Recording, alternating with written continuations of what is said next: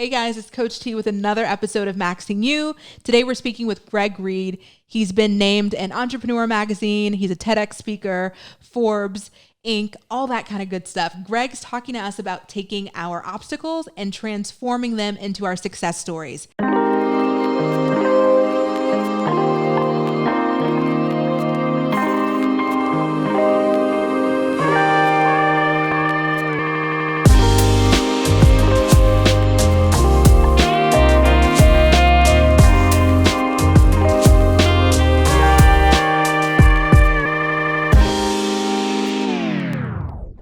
Hi guys, it's Coach T with another episode of Maxing You podcast. And today we have a special guest. His name is Reid. If you haven't heard about Greg, you will find him completely invaluable after listening to today's podcast. He's a mover and shaker in the business world.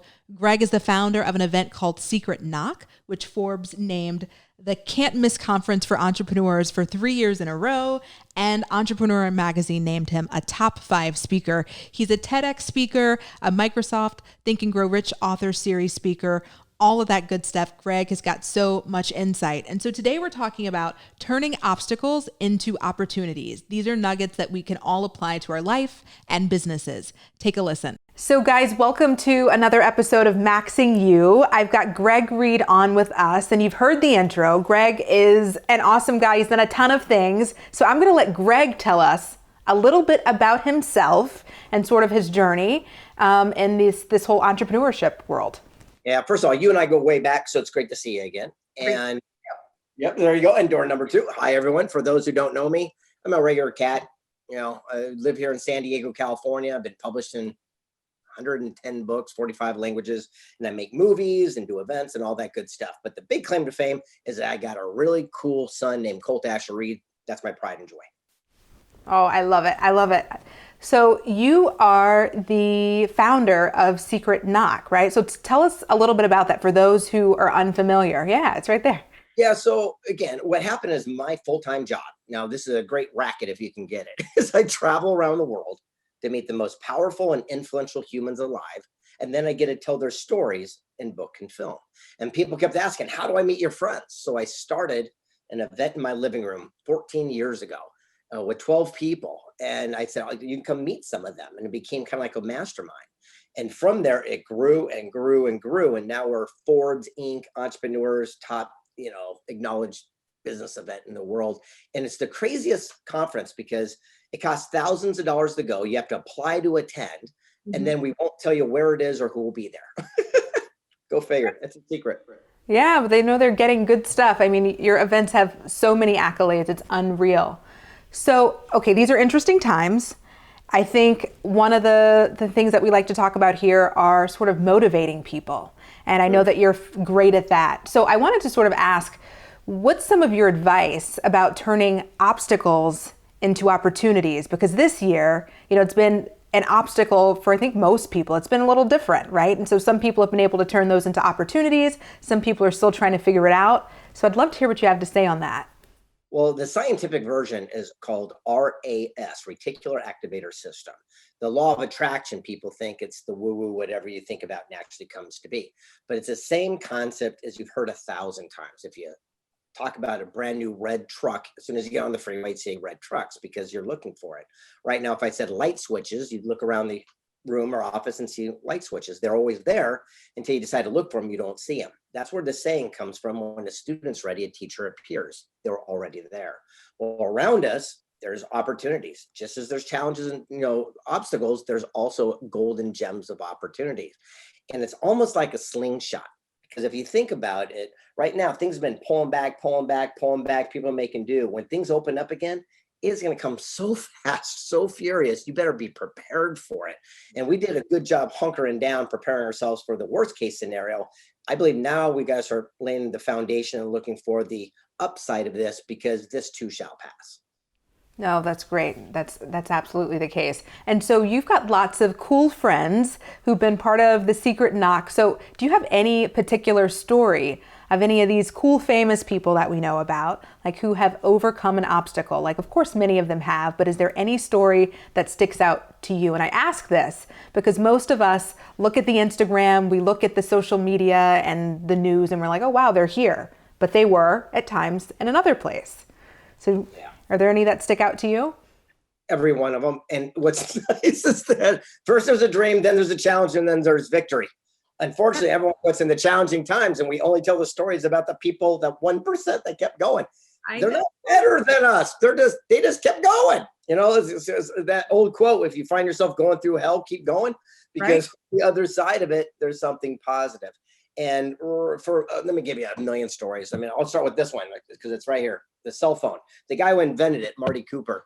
I remember, I went to him and I says, how do you overcome your greatest challenges and weaknesses and setbacks? And Napoleon Hill said, our greatest success will always come just one step beyond our greatest setback. But you have to have stickability. Remember, eye on the prize, right? Dream, struggle, victory. And he says, when I did this phone, everyone thought I was crazy. He goes, but I wouldn't quit. And he goes, it reminds me of the spider monkey. He said in the rainforest that you can't catch it and wiry, it's too nimble, you can't catch the spider monkey, but one hunter figured it out. He took a heavy log, drilled a tiny hole, dropped a peanut inside, and left it at the base of the jungle. The monkey smelled the nut, come down, reach his hand in, grab a hold of it, become so big he can't pull it back out, become anchored to the log. All he's got to do is let go, but he thinks that nut's nutrition, it's saving him, holds on with dear life. The hunter comes by an hour later, captures the elusive spider monkey. But the moral is, are you holding on to your own nut in life right now? But it could be in that form of that job or that deal or fear or guilt or remorse or relationship or a house. And what we're holding on with dear life, thinking it's saving us like the monkey thought the nut was, could also be the thing that's leading to our own demise. Sometimes we have to have the courage to simply let go, adapt, and adjust so we can live to fight another day. Oh, I love it. Of course I would. I love when you say these things. Very good. Here's another one. It's so interesting. This guy, I did this new book. I don't know if I got one right here. It's called Success and Something Greater. Excuse me while I lean over here and see if I can grab one. It's kind of interesting. Napoleon Hill, before he passed away, was going to write this book, and he never got it published. So they gave it to Sharon and Lecter and I after we did 3 Feet from Gold and let us do it.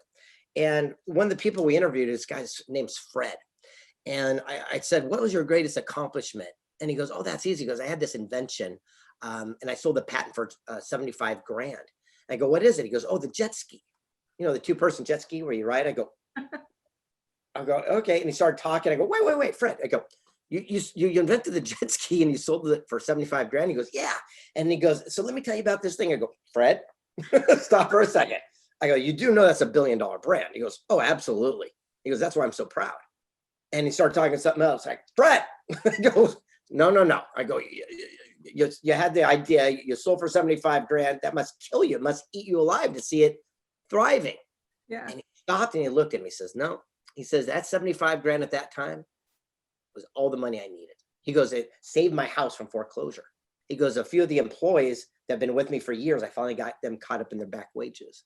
He goes, it was the first time in my adult living existence that I slept all the way through the night. He goes, it was miraculous.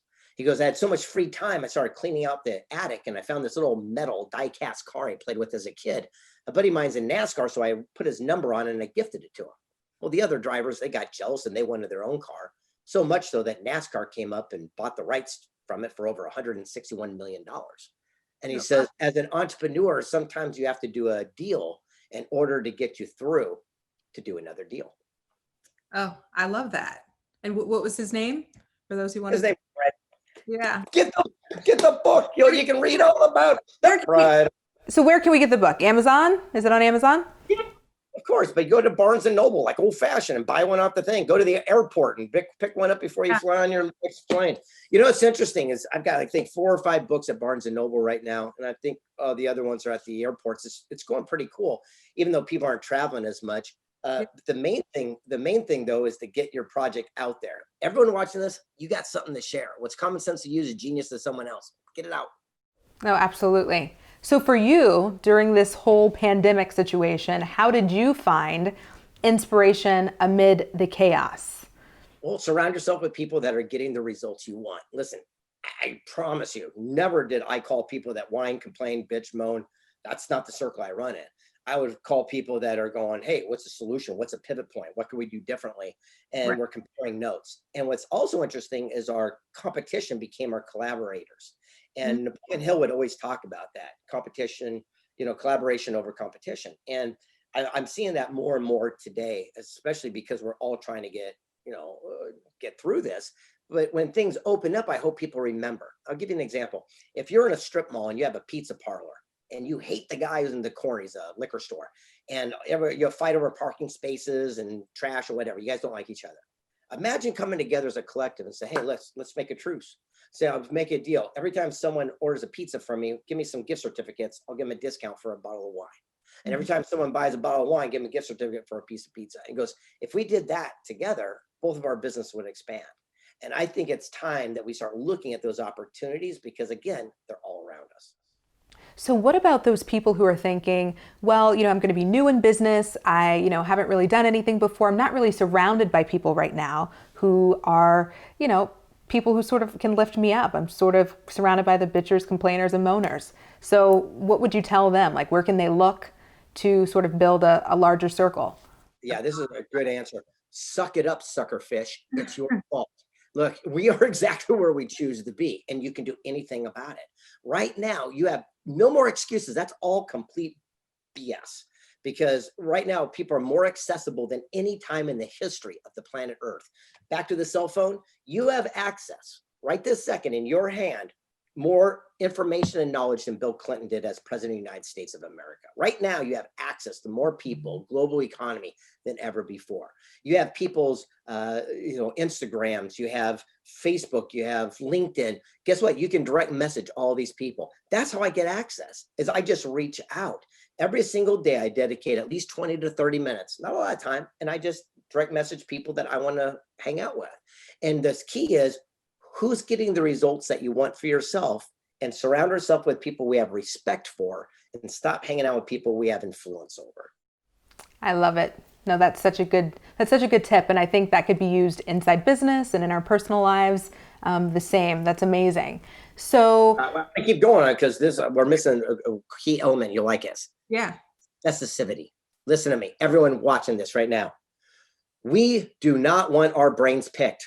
We do not want to go to dinner with you. I don't want to go to lunch. I don't want to have a cup of coffee with you. I don't know you.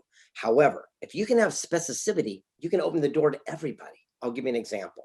Mhm. If I reach out to the founder of NASCAR and said, listen, Mike, I need 12.5 minutes of your time. I'll cover all my own costs from traveling to California to Florida. From the time I open the door till the time I leave, I'll start a watch for 12 and a half minutes. I'm going to ask you one simple question: why you didn't quit to your challenging times or whatever it is. The chance of them giving me that 12.5 minutes goes astronomically through the roof. But so many people want to pick our brains and take us all this stuff, and it just doesn't work that way. It's the same thing if I'm on stage and there's 10,000 people and you get off and they rush you. It's an amazing feeling, but they all say the nicest things. How can I work with you? How can I be of contribution? How can I be of service? Amazing. However, I don't know who you are, and I don't got 30 minutes to do a resume check. There's a long line of people. But if you came up to me and said, dude, love your thing. Saw you on Instagram. You have 500,000 followers. I make great memes. Let me send you one. If you like it, you'll use me. 15 seconds. I know who you are, what you do. You got my cell phone. Specificity is the key to getting access. Absolutely. And certainly showing value. That's great. So you are, like you said, your greatest accomplishment is your son, Colt. So how are you balancing, right? How are you balancing this whole, parent thing plus this busy entrepreneur life? Like, I'm a mother of 4 kids under the age of 5. So everyone wants these nuggets. Yeah, first of all, I'm not a good spokesperson for this because I got the greatest former wife in the world. I've got a great former wife, and we're really good co-parents, and we get along really good, and we acknowledge and sat down before we had our separation, said, how are we going to raise our kid from now to 18? Talk about grown up, right? And then we sat down and we spelled it out. And so there was no miscommunication or misunderstandings. And then what we did is we stood by those bylaws. And now we're raising our son together, even though we're separate, and her boyfriend's cool and we all get along great. The main thing is we're following a blueprint, a strategy for moving forward. Oh, that's amazing. That's amazing. And so how do you balance sort of your time with him, like traveling, and your time with him? Because like a lot of us who are in the entrepreneur world, we've got to be present with our businesses, but we want to be equally as present with our children. Are there any Yeah. specific tips and I'm all inclusive, but I only have one kid, so it's not fair to you because it's not the same thing. It's pretty easy if I'm jumping on a plane from here to Las Vegas and get an extra seat for him to come along with me and you know yeah. carry books in the back, and not only that, but he digs it. In fact, last year when he was 7, when he was a kid, you can go to his Spotify channel. He's Mhm. 8 years old, right? Colt Reid, and he did a thing called "Confidence is the Secret" and "I'm the Businessman." And they became the Amazon top #1 best-selling audio track for an 8-year-old. How crazy is that? Yeah, absolutely. So cool. So cool. But I would expect nothing less with you as the dad. Well, it's so funny because he does this thing called a mantra, and I brought in one of my engineers, Roy Smooth, and he put it to music. And before he goes to sleep every night, he says, "My name's Colt. I'm happy. I'm powerful. I'm brave. I'm wise. I'm worthy. I'm successful. I help people." And so he took it to hip hop music and made it into a track, and now people are listening to it on their iPads. Go figure. I love it. So do you use any of those? So in our podcast, we call that some like mindfulness practices, affirmations, all that. Do you personally subscribe to any of those practices yourself? Daily. In fact, I write them, I put them out. If you follow again on Instagram, Greg S. Reid, you'll see them pop up each and every day. And the funny thing is, I got a lot of crap from my friends because everyone else is putting the same Zig Ziglar and, old used up cliche quotes out there. And it says, well, I've done 110 projects. I go, why don't I put my own quotes? So I started putting my own quotes out there and they took off.